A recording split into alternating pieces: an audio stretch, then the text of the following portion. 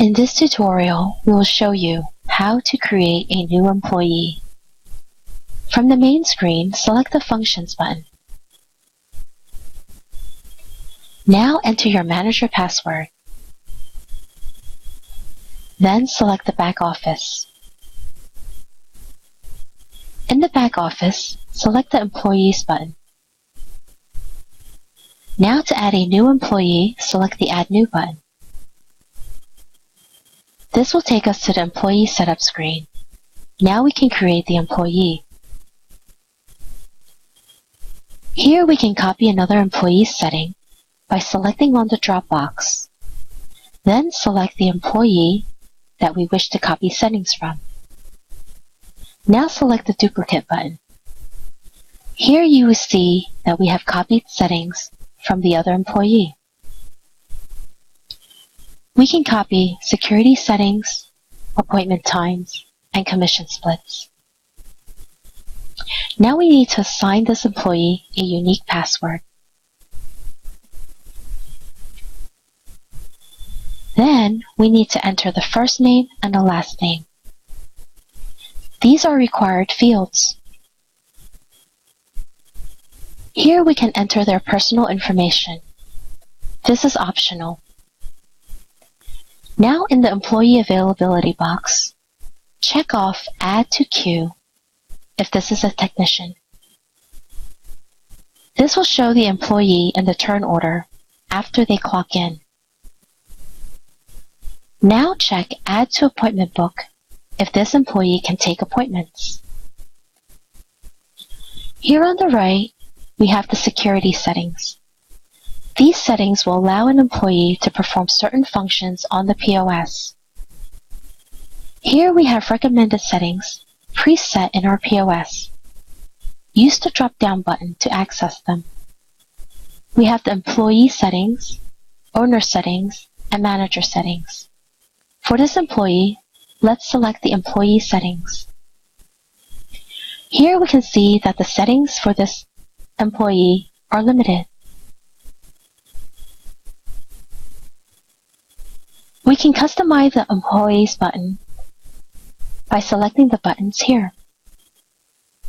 We can pick a unique color for this employee by selecting the Back Color button.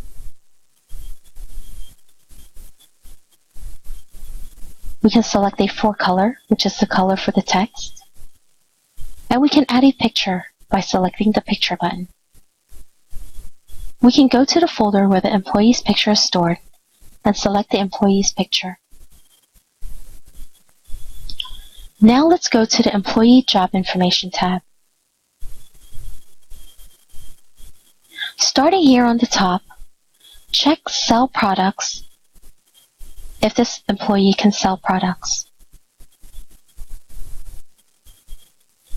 Check off Perform Service if this employee can perform services. Once we check Perform Service, we can check which services this employee can perform.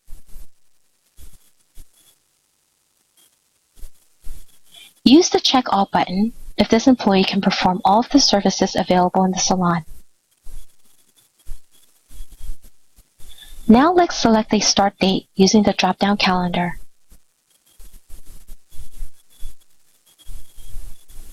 We can select the job title using the drop-down.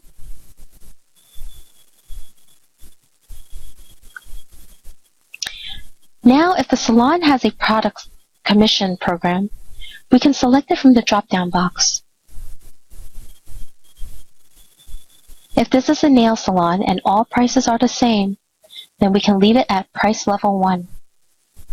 However, if the salon has different prices for different technicians, then select the appropriate price level for this employee using the drop-down box. This is used in salons that have, for example, a senior stylist, and their pay rate is a little bit different than what a junior stylist would be. Now we can calculate the payroll. Select Define Percentages. This setting here will calculate the employee's commission for the set amount in the payroll. Here we can set it at 60% by check and 40% in cash. Here in the bottom left, we can set this employee's schedule. If the employee is clocked in and we do not see them in the queue, most likely it is because one of the workdays are not checked off.